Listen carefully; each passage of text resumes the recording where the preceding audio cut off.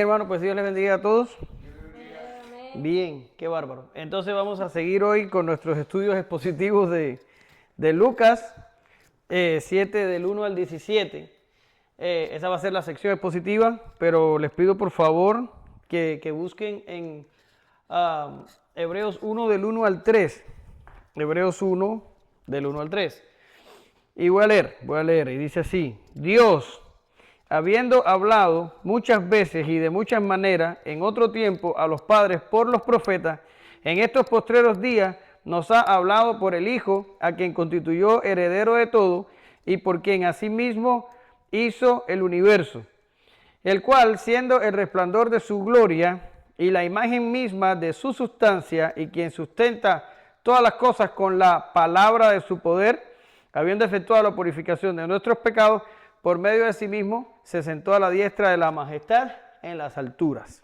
Bien, gracias te damos, Señor, en esta mañana. Te pedimos que tú nos bendigas a todos, que tú nos ayudes, que podamos entender tu palabra, que podamos ponerla en práctica, que podamos amarla, que podamos anhelarla.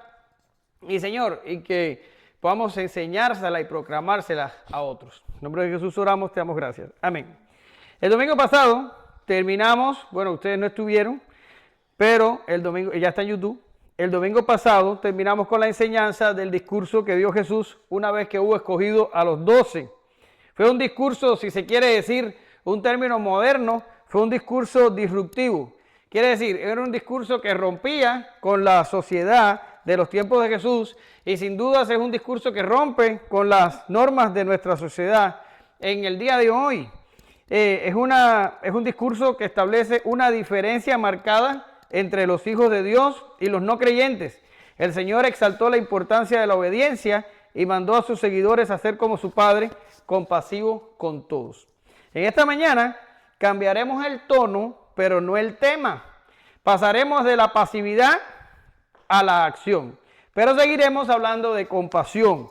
Me llama la atención que Yesenia en la oración decía que el amor que Dios tiene por nosotros ni siquiera llegamos a entender lo grande que es, y es cierto. Sin embargo, Lucas nos mostrará que Jesús habla con autoridad, y no solo judicialmente hablando, sino como la palabra que hace que las cosas existan. Hoy conoceremos de un evento que solo Lucas relata, pero que nos enseña sobre la compasión de Jesús. Sin duda vamos a tener una mañana agradable que nos dará esperanza y seguridad. No hay teología complicada, no hay nada difícil de entender. Creo que vamos a disfrutar el tiempo. O sea, dos cosas solas. Del 1 al 10 vamos a estar hablando de que Jesús sana al esclavo del centurión, o al siervo, si se quiere ver. Y Jesús resucita en la segunda sección al hijo de la viuda, del 11 al 17. Así que, por favor, Eyele, ¿me ayudas a leer, por favor? Sí. Después que hubo terminado todas sus palabras al pueblo que le oía, entró en Capernaum, y el siervo de un centurión, a quien éste quería mucho, estaba enfermo y a punto de morir. Cuando el centurión oyó hablar de Jesús, le envió unos ancianos de los judíos, rogándole que viniese a sanarse a su siervo. Y ellos vinieron a Jesús y le rogaron con solicitud, diciéndole: es digno de que le concedas esto, porque ama a nuestra nación, y nos edificó una sinagoga. Y Jesús fue con ellos. Pero cuando ya no estaban lejos de la casa, el centurión envió a él unos amigos, diciéndole: Señor, no te molestes, pues no soy digno de que entres bajo mi techo, por lo que ni aún me tuve por digno de venir a ti. Pero di la palabra y mi siervo será sano, porque también yo soy hombre puesto bajo autoridad, y tengo soldados bajo mis órdenes. Y digo a este: ve y va, y al otro: ven y viene, y a mi siervo: haz esto, y lo hace. Al oír esto, Jesús se maravilló de él, y volviéndose dijo a la gente que le seguía: Os digo que ni aún en Israel he hallado tanta fe. Y al regresar a casa los que habían sido enviados hallaron sano al siervo que había estado enfermo. Muy bien, gracias, Eyele. Bien, tenemos una sección larga aquí llena de muchas cosas. Vamos a agarrar solo lo importante y avanzar rápidamente. Lo primero que nos encontramos es que dice que una vez que Jesús hubo terminado de hablar al pueblo que lo oía, hablamos de esto en la sección pasada y es interesante que Lucas recalque la expresión al pueblo que lo oía. Quiere decir, ya Jesús no estaba hablándole a judíos, ya Jesús no le estaba hablando al pueblo en específico, sino que Jesús le estaba hablando a una audiencia más amplia. De hecho, ya habíamos hablado de que en aquella multitud habían personas judías, pero habían personas de Tiro y de Sidón, o habían gentiles metidos en la multitud. Y el Señor, cuando enfoca este mensaje, lo enfoca desde el punto de vista de la obediencia. Él dice: estoy hablándole a vosotros los que oís, y no solo que me van a escuchar y le va a entrar por aquí y le va a salir por acá. No, ustedes me van a escuchar y van a hacer. Jesús había acabado de terminar con la historia de los dos que edificaron la casa, uno sobre la tierra y el otro sobre la roca, y recalcando de que solo el que tenía la casa sobre la roca pudo resistir el embate de los ríos. Ya está. Por tanto, Lucas recalca esto y está mostrando de que hay un punto de quiebre entre Jesús y la nación judía, sobre todo con su liderazgo religioso y su religión de obras. Y en adelante Jesús estaría volviendo a su pueblo, que serían los escogidos de entre los judíos y los escogidos de entre los gentiles. Hizo todo esto y regresa ¿a dónde? Regresa a Capernaum, que era donde tenía su residencia temporal. Él había salido de Nazaret, ¿se acuerdan? Lo quisieron matar. Empezó a residir en Capernaum, muy posiblemente en casa de Pedro. Y allí estaba. Y de allí salía, hacía sus recorridos y a Capernaum regresaba. Pues esto es lo que está pasando aquí. Él regresa a Capernaum, donde tenía su residencia temporal. ¿Y qué ocurre? Que cuando regresa un centurión de la ciudad, ¿qué es un centurión? Un centurión es un oficial romano del ejército de Roma que tenía un mínimo de 100 soldados a su mando. Dependiendo del centurión y las circunstancias, podían ser más, pero más o menos un mínimo de 100 soldados a su mando. Y este oficial judío, oficial romano, tenía un esclavo, tenía un siervo, al cual le había agarrado mucho cariño, y este hombre enfermó y estaba muriendo. Ya está. Pero me imagino que de momento ya Jesús viene entrando a Capernaum, se riega, ustedes saben cómo funciona, el comentario de que Jesús había regresado a la ciudad, seguro con la gente hablando de todo lo que había hecho, de todo lo que había dicho, y el centurión se entera de que Jesús había llegado de regreso a Capernaum, y entonces decide actuar.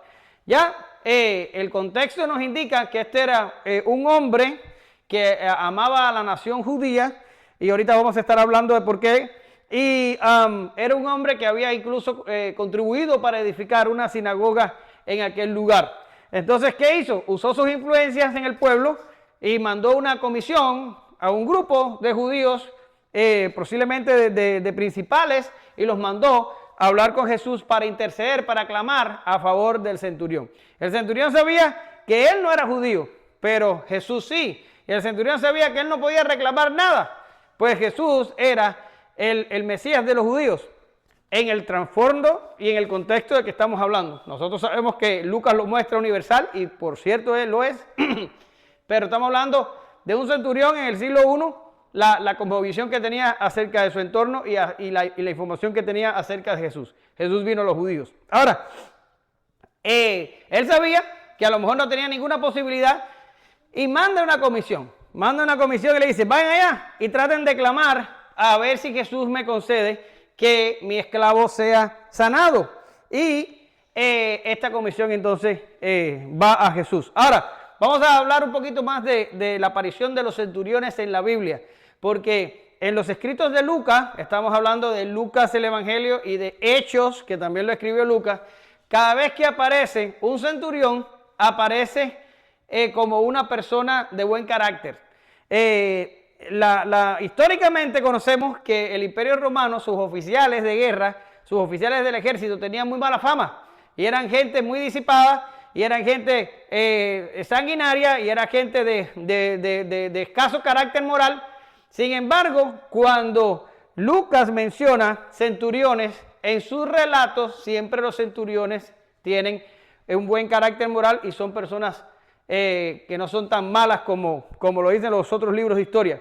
Ahora, no quiero decir de que todos los centuriones eran buenos, no, solo que Lucas cuando habló de uno de ellos es porque eran más o menos aceptables. El de los malos, Lucas nunca mencionó nada, ¿lo entienden? Por tanto, en Lucas 23, 47, usted va a oír que un centurión en el lugar de la crucifixión, cuando vio todo lo que había pasado, ¿qué dijo? Dijo, verdaderamente este hombre era justo. Eso no lo dijeron los fariseos, eso no lo dijeron los escribas, eso no lo dijeron los judíos que estaban allí, lo dijo un centurión romano que vio todo lo que había pasado y dijo, verdaderamente este hombre era justo. Ahí tenemos un centurión. Pero ¿cuál es el centurión más famoso del libro de los Hechos? El centurión más famoso es Cornelio.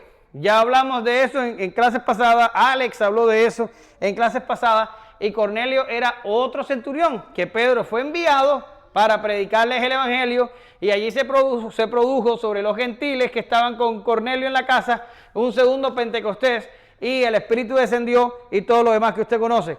Por tanto, Cornelio en Hechos capítulo 10 es otro de los centuriones que Lucas menciona y le vemos con un buen carácter moral. Y por último, en Hechos 27:43 tenemos al centurión que salvó la vida de Pablo cuando el naufragio, cuando estaba yendo en barco a Roma. ¿Se acuerda que hubo una gran tempestad y el barco naufragó? El centurión trató de salvar a Pablo y lo salvó, y benefició mucho a Pablo esta relación con este centurión. Quiere decir, cada vez que Lucas refiere a centuriones en sus escritos, estamos hablando de personas más o menos buenas. Ahora, ¿por qué? ¿Por qué Lucas habla de esta gente? ¿Por qué Lucas se interesa en mencionar unas personas que ni siquiera son judías? Porque sabemos que Lucas tiene una intención de mostrar un Jesús más universal, un Jesús más disponible a los gentiles. Sabemos que Mateo solo le escribe a los judíos y habla del trato de Jesús con el pueblo judío, pero Lucas, siendo gentil y siendo médico, preocupado siempre por los menesterosos y los que no tienen, enseña a Jesús o lo muestra de una forma más universal. Y esta intención no está solamente en Lucas, sino que sabemos que Dios desde siempre había tenido una visión de que la salvación no solo fuera para Israel, sino que fuera para todas las naciones. Cuando Dios se le apareció a Abraham, le dijo, en ti serán benditas, ¿qué cosa? Todas las familias de la tierra. Quiere decir, Israel iba a ser puesto para luz a las naciones. Lo que pasa es que se volvieron nacionalistas, dijeron, esto solo es para nosotros y los demás están fastidiados, y ahí fue donde Israel falló. Sin embargo, Dios, la intención de Dios era rescatar de entre los gentiles y de entre los judíos un pueblo. Efesios 2:14, creo que lo tengo aquí, dice, porque Él es nuestra paz, que de ambos pueblos hizo uno, derribando la pared intermedia. ¿Ok? Pues no solo era la intención de Lucas unir estos pueblos, sino que también era la intención de Dios. Ahora vamos a retomar el relato. El centurión envía ancianos para clamar por ayuda. Era una forma, como ya dije, de fortalecer lo que el centurión sabía que era una debilidad. Él no era judío, él era un romano que amaba a la nación judía, pero él mismo no era judío. Probablemente este hombre era lo que nosotros conocemos como un temeroso de Dios. ¿Qué es lo que es un temeroso de Dios? Un temeroso de Dios es un gentil que simpatiza con la religión judía, pero no se ha convertido en prosélito. Es un simple simpatizante. ¿Ya está? ¿Y por qué amaba a la nación judía? ¿Por qué la amaba? ¿Por su riqueza? ¿Por qué la amaba? ¿Por su posición estratégica? ¿Por qué la amaba? ¿Por cualquier otra cosa? No. Porque este hombre había entendido que quién era el Dios de la nación judía. Salmo 144:15 dice, Bienaventurado el pueblo que tiene esto. Bienaventurado el pueblo cuyo Dios es Jehová. Él había entendido cuál era el Dios de los judíos y por esto amaba a la nación judía. Pero ¿en qué se equivoca el centurión? ¿En qué se equivoca?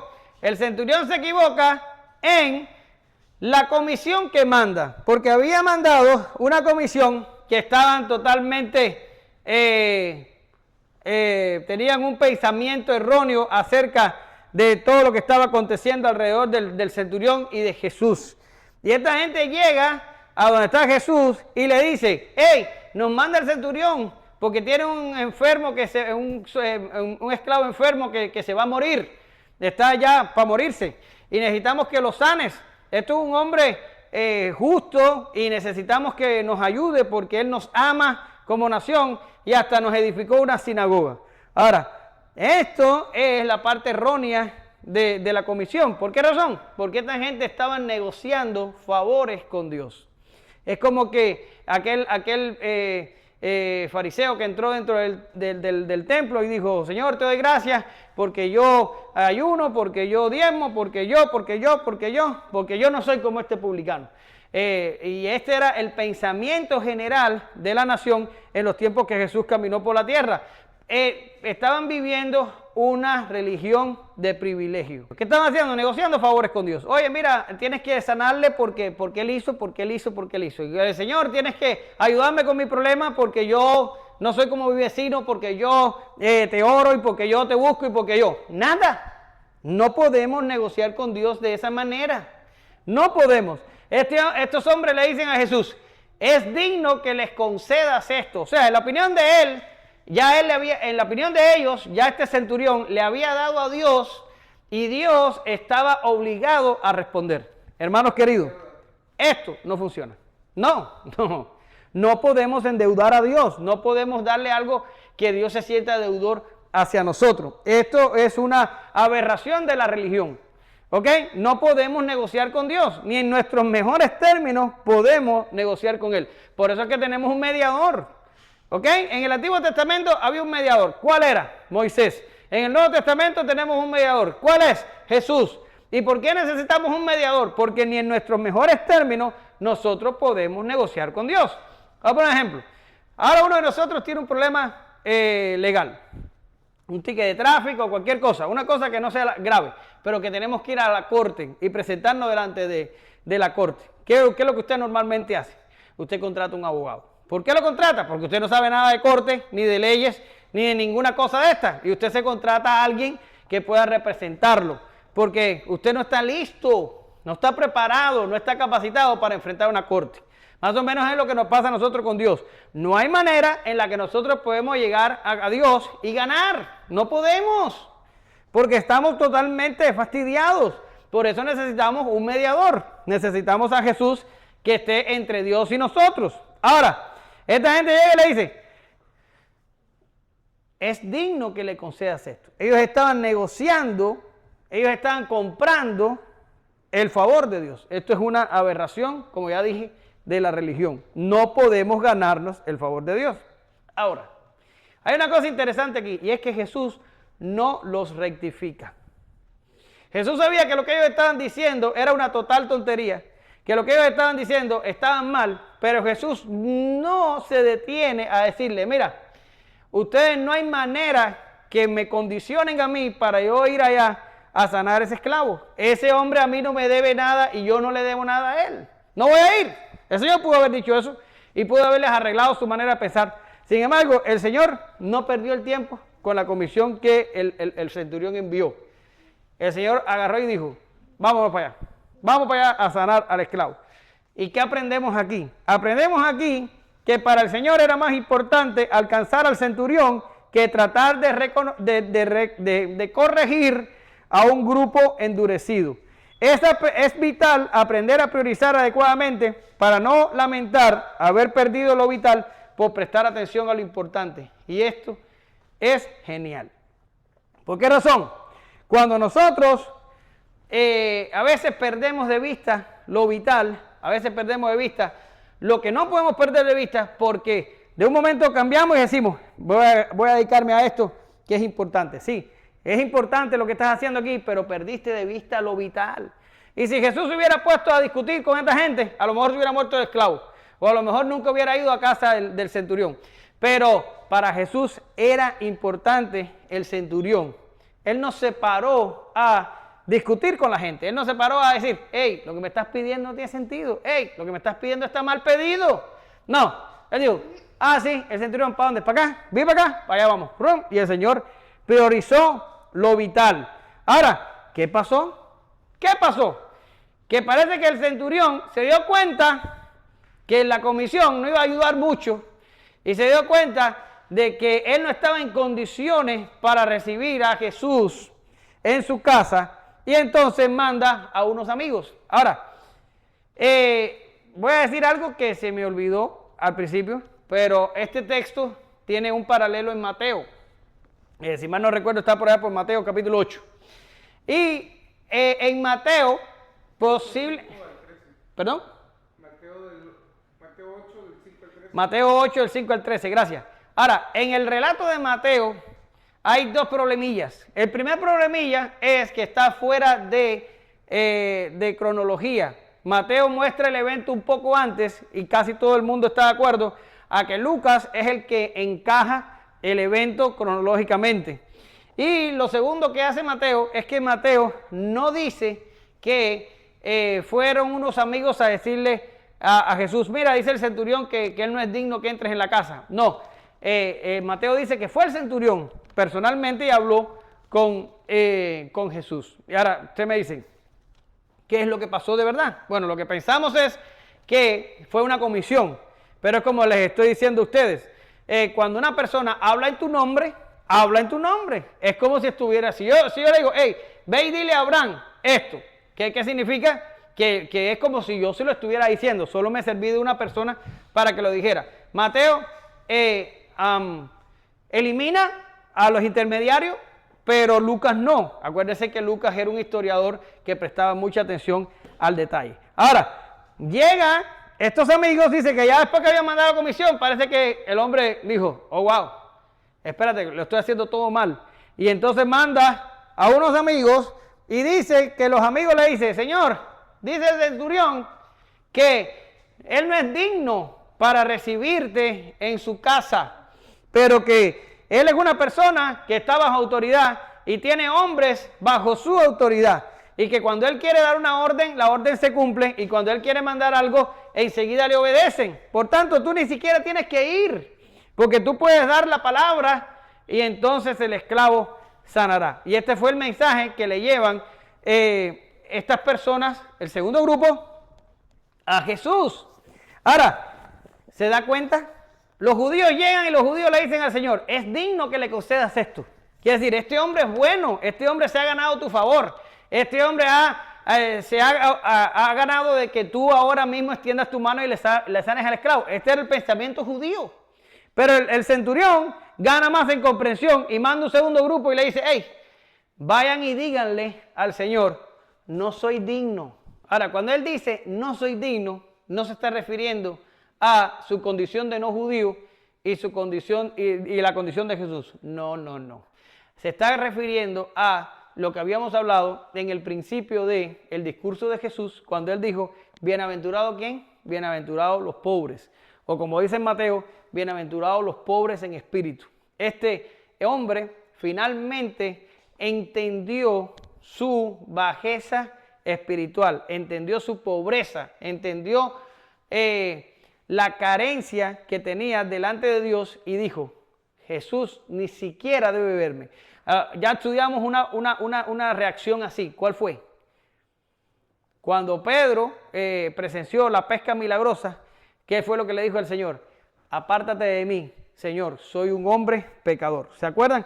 Es la misma reacción. Aquí Pedro y el centurión tuvieron la misma reacción. El centurión le dijo, ¿sabes qué? Yo soy tan pecador, yo soy tan bajo, yo estoy tan carente de ti, yo soy tan pobre y miserable espiritualmente hablando, que tú no deberías estar cerca de mí. Por eso algunos comentaristas reconocen que este hombre posiblemente nunca fue judío, o sea, judío desde el punto de vista religioso, pero sí alcanzó salvación debido a que tenía una comprensión exacta de lo que podía ser su estado espiritual. ¿Lo ven? Y entonces este hombre manda un segundo grupo a corregir al primero y le dice, ¿sabes qué? No soy digno, pero tú puedes decir la palabra porque yo estoy acostumbrado a usar autoridad y tú tienes la misma autoridad sobre estas cosas. Ahora, miren, el centurión le dice a Jesús, tú puedes decir la palabra. Yo tengo autoridad y cuando yo doy una orden, me obedecen. Tú puedes decir la palabra. Ok, si usted va a Lucas 20, versículo 2, estaba buscando aquí en el estudio, pero no lo copié, no sé por qué, pero se lo voy más o menos a parafrasear. En Lucas 20, versículo 2, los fariseos vienen y le dicen a Jesús, dinos, ¿con qué autoridad tú estás haciendo todas estas cosas? Ahí Jesús se enoja y le dice, pues yo no le voy a decir a ustedes con qué autoridad yo hago estas cosas, pero voy para atrás. Este centurión, un romano, un gentil, un no judío, le está diciendo a Jesús, di la palabra, porque yo soy un hombre puesto en autoridad y cuando yo doy una orden se cumple. Tú tienes autoridad, da la palabra y yo sé que mi esclavo va a sanar. ¿Usted se da cuenta? Se da cuenta de la ceguera de los judíos de los tiempos de Jesús y se da cuenta hasta dónde había llegado el conocimiento de este hombre acerca de Jesús, de que se dio cuenta de que la palabra de Jesús tenía autoridad, que la sola palabra dicha, ¡boom!, podía causar una diferencia en su esclavo moribundo. Fíjense si esto es así como se lo estoy diciendo, que Jesús se maravilló y dijo, ni aún en Israel he encontrado tanta fe. Se maravilló el Señor. Ahora, yo te voy a poner un ejemplo. Y lo tengo aquí. Este sí lo traje. Ok. Ya se me había olvidado pasar la pizarra. Aquí en Marcos 6:6 dice, y estaba asombrado de la incredulidad de ellos. Y se recorría las aldeas de alrededor enseñando. Esta palabra aquí que se traduce como asombrado, es la misma palabra griega que se traduce en Lucas para maravillado, o el Señor se maravilló. Quiere decir, es lo mismo, el Señor se maravilló por la fe del faraón, pero el Señor en Nazaret se maravilló por la incredulidad de los nazarenos. Se maravilló de que no podían creer él mismo, el Señor, de que ellos fueran tan incrédulos. ¿Ok? Aquí vemos un contraste tremendo entre la condición decadente del pueblo de Israel y de sus ciudadanos o del pueblo judío y el pueblo gentil que empezaba a despertar a la fe. Era un contraste importante. Un centurión conociendo cosas de Jesús que ni el liderazgo judío ni el pueblo judío pudo en su momento reconocer. Y esto nos lleva a un pensamiento, y el pensamiento es este: no hay una cosa más peligrosa que un religioso. No hay una cosa más peligrosa que alguien que se acerque a cualquier religión solo con el deseo de practicarla. Solo con el deseo de decir, ok, hermano, ¿qué tengo que hacer? Saltar, brincar y doblar en la esquina. Pues voy a saltar, brincar y a doblar en la esquina. Ya soy salvo, me lo gané. Eso es un pensamiento peligroso. Ese es el principio de la decadencia espiritual. Pensar que haciendo 4 o 5 pasos, haciendo una oración, o viniendo a una iglesia, o dando dinero, o comprando favores, tú puedes obtener algo acerca de Dios. No es así. No hay nada más peligroso que un religioso. Ahora, dice que la gente que le llevan el mensaje a Jesús regresaron y se encontraron con el esclavo sano. El hombre fue sano en aquella hora. Me llama la atención que Lucas ni siquiera relata qué fue lo que dijo Jesús después que se maravilló.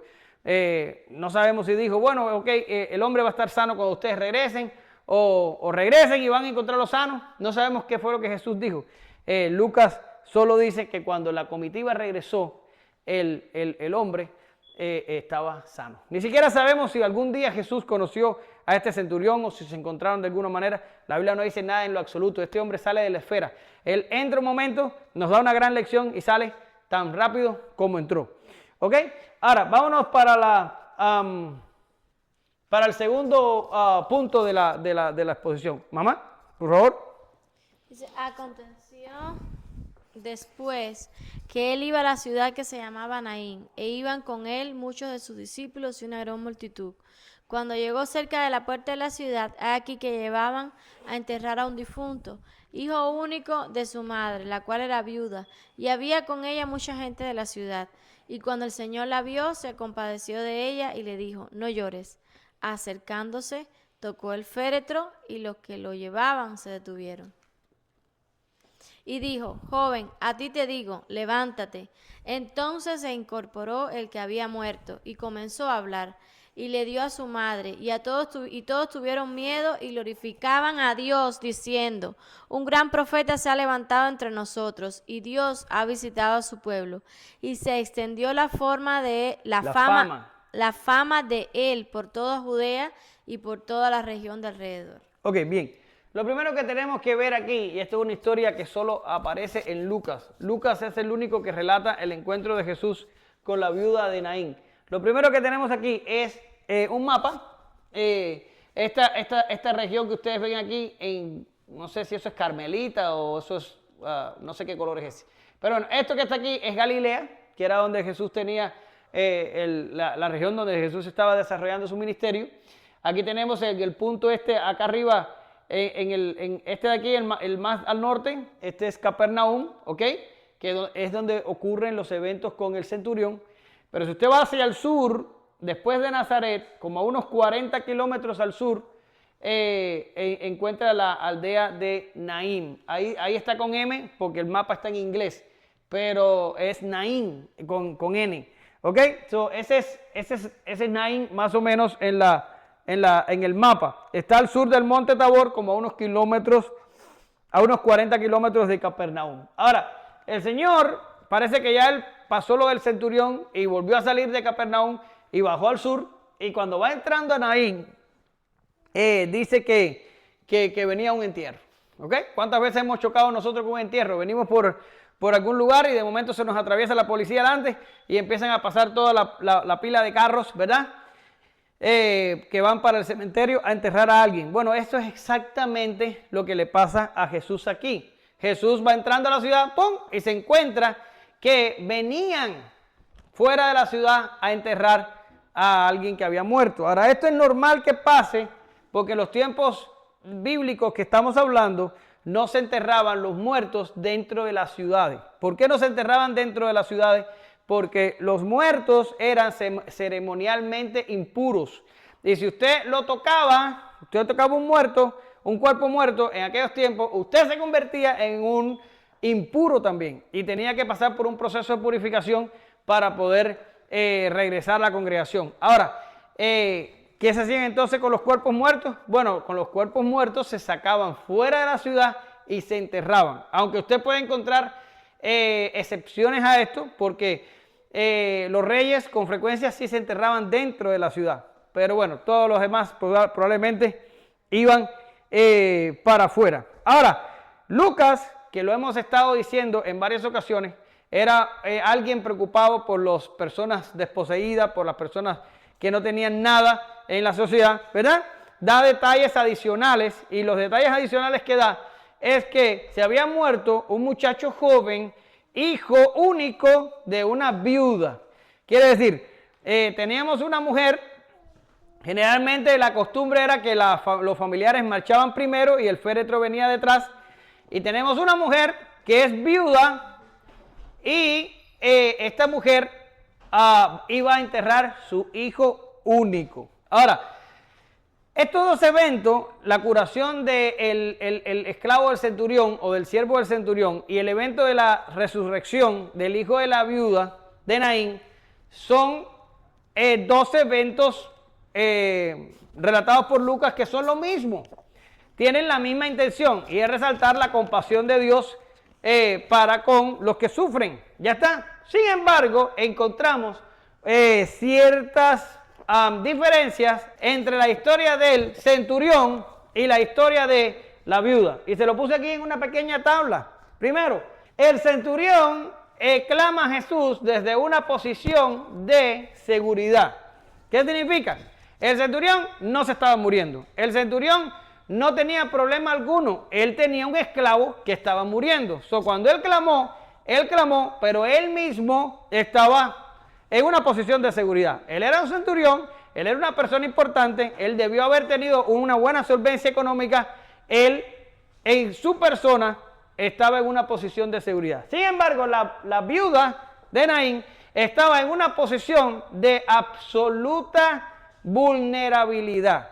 Esta mujer era viuda, eso estaba mal, porque ¿qué es lo que significa una viuda? Significa que no tienes un marido que te protege y te sustente. Pero ahora, en los tiempos de hoy, claro, porque era viuda, en los tiempos de hoy, si una mujer es viuda, la mujer puede salir y buscarse un trabajo y salir adelante y hacer cosas todavía permitidas en esta sociedad que le permite avanzar.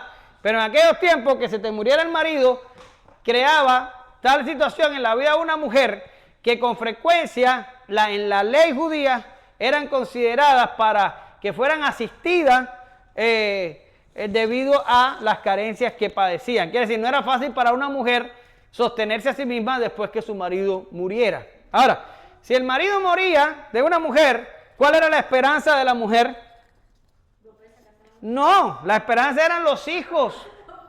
Bueno, ella podía volverse a casar, pero dependiendo la edad de la persona, la disponibilidad de pareja y todo lo demás. Pero la esperanza más inmediata era, si tuvo algún hijo con su matrimonio, los hijos iban a hacer algo por su madre viuda, ¿verdad que sí? Sin embargo, esta mujer, para empeorarlo todo, con este hombre solamente tuvo un hijo, el hombre se murió y después se murió el hijo.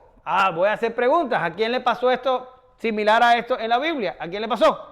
Noemí, la suegra de Ruth, se le murió primero el marido y después se murieron los 3 hijos. Esta pobrecita también estaba completa. Ahora, esta mujer estaba en una situación de absoluta vulnerabilidad cuando ocurren los asuntos con Jesús. ¿Ya está? Ahora, el centurión era la esperanza para el esclavo. Quiere decir, el esclavo se estaba muriendo. El centurión era la esperanza del esclavo. ¿Por qué? Porque el esclavo, la única opción que tenía era que Jesús oyera el clamor del centurión y le sanara. Ahora, la única esperanza de la viuda era su hijo y se había muerto y estaba yendo a enterrarlo. Por tanto, la viuda no tenía esperanza alguna. La viuda estaba acabada. El centurión clama. El centurión dijo, entró Jesús a la ciudad. Vamos a clamar a Jesús a ver si nos ayuda y nos sana al esclavo enfermo. Sin embargo, la viuda no clama. ¿Y por qué la viuda no clama? ¿Por qué la viuda ve a Jesús venir, quizás, y ni se inmutó y dijo, ok, Jesús? Porque probablemente esta mujer tuvo la misma deducción que tuvo las hermanas de Lázaro cuando el Señor llegó 4 días tarde después que éste murió. ¿Qué fue lo que le dijo una de ellas? Probablemente Marta. Le dijo, Señor, si tú hubieras estado aquí, mi hermano no hubiese muerto. ¿Ya? Pero dice, pero ya se murió, ya lleva 4 días muerto, ya no hay nada que hacer. Esta viuda probablemente le pasó exactamente lo mismo. Vio venir y dice, ¿quién viene por ahí? Ese es Jesús. A esta hora. Si hubiera llegado ayer, a lo mejor mi hijo no hubiera muerto. Pero llegó hoy y a mi hijo vamos a enterrarlo. Por tanto, esta viuda no clamó, porque esta viuda pensó que su problema no tenía solución. Ahora, otra cosa, el faraón, ¿en serio? El centurión es objeto de la gracia de Dios. Él le dice al Señor, no soy digno, por favor, pero di la palabra. Por tanto, Dios se mueve en gracia. Cuando Dios se mueve en gracia es que Dios reconoce que nosotros como pecadores y como lo que somos no merecemos ningún favor de Él, pero Él por su gracia se mueve y nos bendice. Eso es gracia. ¿Ya está? Eso fue lo que recibió el centurión. Ahora, la viuda fue objeto de la misericordia. Es diferente. ¿Sabía usted que la gracia y la misericordia son diferentes? ¿Ok?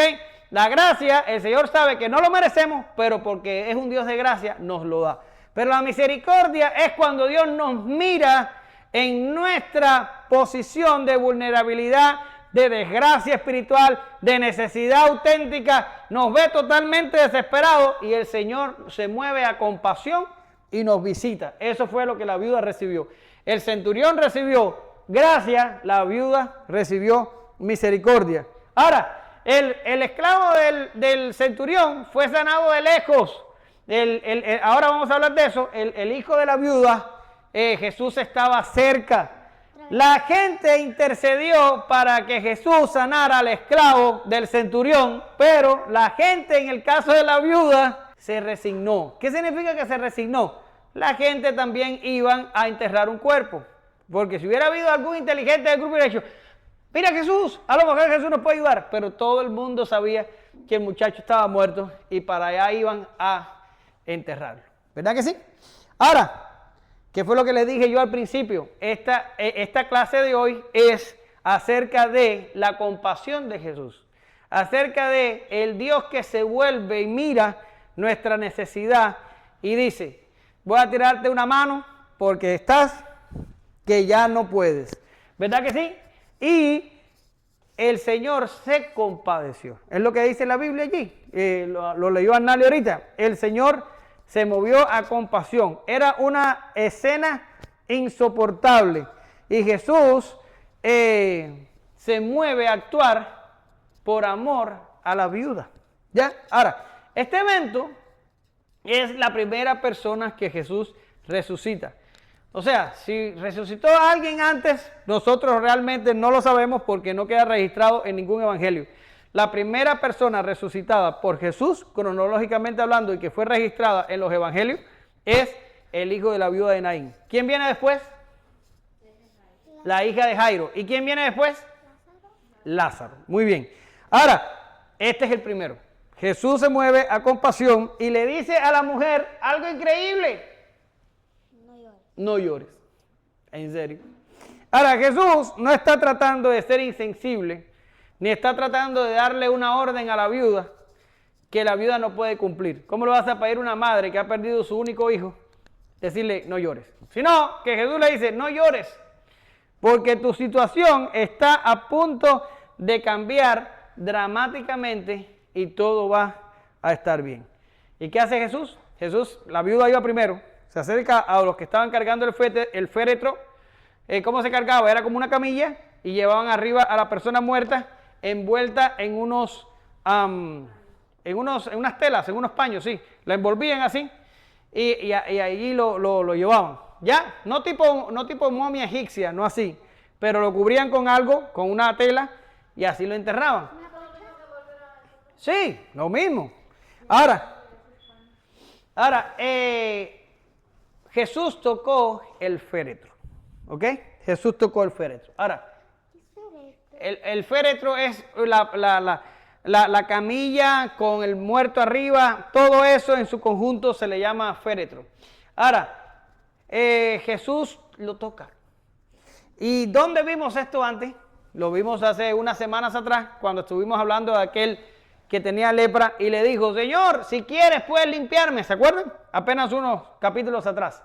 Y el Señor le dijo, sí quiero, sé limpio. Y dice que Jesús lo tocó. ¿Se acuerdan de eso? Ahora, ya hablamos que cuando tú tocabas a un leproso en el Antiguo Testamento, eras considerado ceremonialmente impuro, ¿verdad que sí? Pero si tú tocas un cuerpo muerto en el Nuevo Testamento, también te pasa exactamente lo mismo. Pero ya hablamos antes de que cuando Jesús tocó al leproso, Jesús no se convirtió en inmundo ceremonialmente hablando. ¿Por qué razón? Porque cuando Jesús fue a tocar, ya la carne que Jesús tocó ya no tenía lepra, porque el poder de Jesús se le metió a aquella carne podrida y le arregló la carne, y dice que la carne le quedó totalmente limpia. ¿Lo ven? Como un bebé recién nacido. Ahora, aquí pasó exactamente lo mismo. Cuando el Señor tocó aquel féretro, aquel muchacho se llenó otra vez de vida. ¿Ok? ¿Y qué viene después de esto? Después de esto el Señor le habla. Ahora, tú no le vas a hablar a un muerto, ¿verdad que no? ¿A quién se le ocurre en su sano juicio decirle a un muerto, ay, extiende la mano para saludarte, aunque sea por última vez? El muerto no te va a escuchar, el muerto no va a hacer nada. Pero el Señor le dice al muchacho, joven, levántate. ¿Ok? ¿Por qué? Porque ya cuando Jesús tocó el féretro, aquel muchacho revivió, aquel muchacho recobró la vida. Ahora, voy a poner un parchecito ahí, que yo sé que no es necesario, pero por si acaso, porque hay tanto loco en esta vida. Jesús resucitó 3 personas, pero esto no tiene que ver, no es la misma resurrección a la que Jesús fue expuesto. Estas personas fueron resucitadas y volvieron a morir. ¿Lo ven? Lo que se les devolvió fue la vida terrenal regular que tenemos nosotros los hombres. La única persona que ha resucitado para no volver a morir es Jesús mismo. Por eso es que Pablo lo llama que Él es nuestra primicia, o la primicia de la resurrección, o el primero en resucitar. ¿Por qué razón? Porque todos los que fueron resucitados y los que fueron resucitados en el Antiguo Testamento, todas esas personas volvieron a morir. ¿Lo ven? Volvieron a morir. Ahora, esta es la resurrección que está tomando aquí. Es una resurrección que la persona revive, pero la persona se vuelve a morir. Ya está, por si acaso, por si acaso. Ahora, Jesús le tocó, ¿verdad? El féretro y pasó como con Lázaro. Jesús le dijo a Marta, le dijo Jesús, yo soy la resurrección y la vida, el que cree en mí, aunque esté muerto, vivirá. Y le dijo al joven, levántate, joven, levántate. Ahora, yo pongo aquí en mi estudio, la misma palabra que sanó al esclavo del centurión, a distancia, es la misma que formó el universo. Y es la misma que ahora levanta a este joven muerto. Ahora, piensen un poco. Aquí vemos a Jesús sanando al hijo de una viuda. En el Antiguo Testamento, ¿cuándo pasó eso? Cuando Elías, ¿se acuerdan? Elías estaba en una cueva, el arroyo se seca y le dice, vete, sales y vete a Sarepta, que ahí he preparado una viuda, ¿verdad? Y se va para allí. Y la viuda se le muere el hijo, ¿se acuerdan? Ahora, Eliseo, que es otro profeta importante del Antiguo Testamento, que incluso recibió una doble porción del Espíritu que estaba en Elías. Por tanto, si usted cuenta los milagros, Eliseo hizo el doble de los milagros que hizo Elías. Este Eliseo también resucitó al hijo de una mujer tsunamita. ¿Usted se acuerda de eso? Ahora, si usted va a Primero de Reyes, no vaya ahora, solo lo voy a mencionar porque ya quiero terminar. Pero si usted va a Primero de Reyes 17, 20, 22 o a Segundo de Reyes 4, 33, usted va a descubrir que ambos profetas, para poder resucitar a estos jóvenes que habían muerto o a estos niños, tuvieron que orar a Jehová. La Biblia literalmente dice que ellos oraron a Jehová para resucitar estos niños. Sin embargo, cuando usted ve el caso de Jesús, Jesús no ora para levantar de la muerte a este joven. Él no ora a Dios. Él simplemente le dice al joven, joven, levántate. Y cuando le dice levántate, este muchacho se levanta. Por eso es que yo le pongo la misma palabra que formó el universo, es ahora la que levanta a este joven de la muerte. Jesús no oró, Jesús dio una orden. Es lo mismo que había dicho el centurión. Di la palabra, porque si tú das la palabra, de seguro mi siervo va a quedar sano. Y esta misma palabra es la que levanta a este joven de la muerte. Ahora, dice aquí que se incorporó y comenzó a hablar, dando señales de que estaba vivo, y dice que Jesús lo entregó a su madre. Es un tierno desenlace para la situación desesperada de una viuda que estaba yendo a enterrar a su hijo, y dice que Jesús lo entregó a su madre. ¿Qué nos enseña esto? Nos enseña que el propósito principal de Jesús cuando se acercó a la viuda era para cambiar la situación desesperada que tenía esta mujer. Hebreos 4:15 dice, porque no tenemos un sumo sacerdote que no pueda compadecerse de nuestras debilidades, sino uno que fue tentado en todo, según nuestra semejanza, pero sin pecado. A veces pasamos por situaciones duras en la vida, a veces pasamos por situaciones intensas en nuestra existencia y pensamos que estamos solos. No es así. Dios, Jesús, como nuestro sumo sacerdote, Él se compadece porque Él vivió la misma vida que nosotros y fue expuesto a las mismas cosas que nosotros. Ahora, ¿qué pasó? Bueno, pues más malas noticias. El pueblo dice, se ha levantado hoy un profeta en medio nuestro. ¿En serio? ¿Un profeta? ¿Eso es todo lo que tú tienes que decir? ¿Es todo lo que se te ocurre decir? ¿Un profeta? Por Dios de los cielos. ¿Estás viendo a este hombre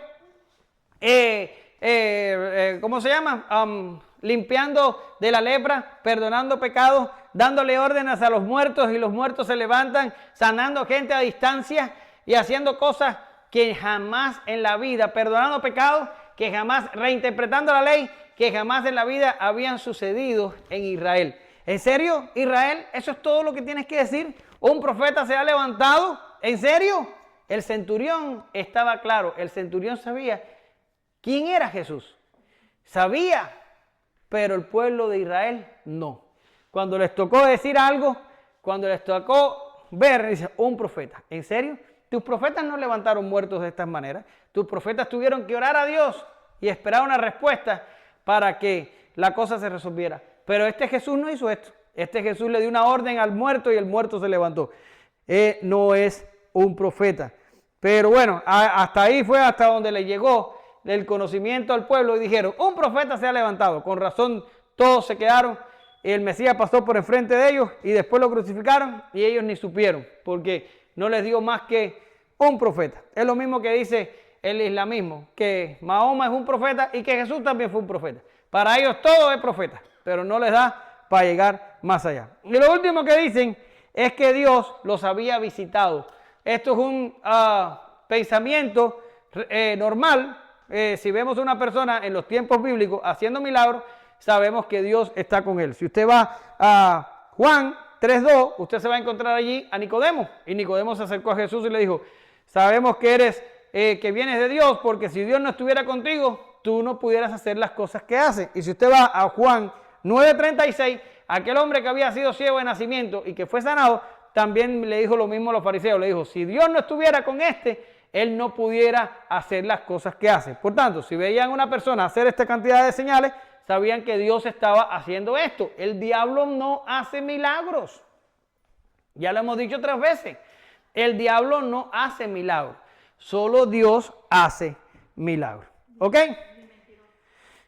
No, el diablo sí hace milagros mentirosos.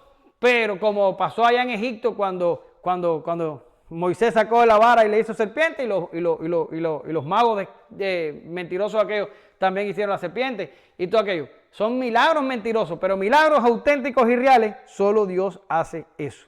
Conclusiones, no es solo un profeta, no es solo un maestro, es el Hijo de Dios. No fue solo un judío el que vio a la viuda caminar delante del féretro de su hijo. Lucas dice que fue el Señor. Y no podía ser otro, pues por su palabra el joven resucitó. Por su gran compasión devolvió la esperanza a aquella madre. Por su abundante gracia sanó a aquel esclavo del centurión.